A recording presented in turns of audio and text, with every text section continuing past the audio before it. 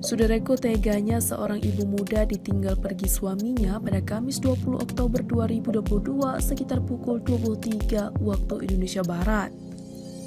Tragisnya, ibu muda ini ditinggal suaminya dalam kondisi hamil 3 bulan. Diketahui, ibu muda ini bernama Mariana, umur 19 tahun. Mariana tercatat sebagai warga desa Lerop, Babahlung, Kecamatan Simpang Mamplam, Kabupaten Biren. Mariana ditinggal pergi oleh suaminya saat sedang mengisi bahan bakar minyak di SPBU Lengbata, Banda Aceh.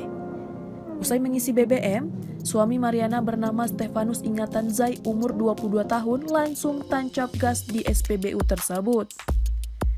Dalam kondisi hamil muda, Mariana dengan sabar menunggu suaminya kembali, karena Mariana berpikir suaminya pergi hanya sebentar.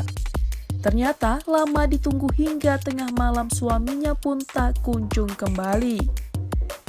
Menurut pengakuan Mariana, dirinya ditinggal oleh sang suami saat mengisi bahan bakar minyak sekitar pukul 23 waktu Indonesia Barat. Kejadian ini juga telah dilaporkan Mariana ke Polresta Banda Aceh pada Kamis 27 Oktober 2022.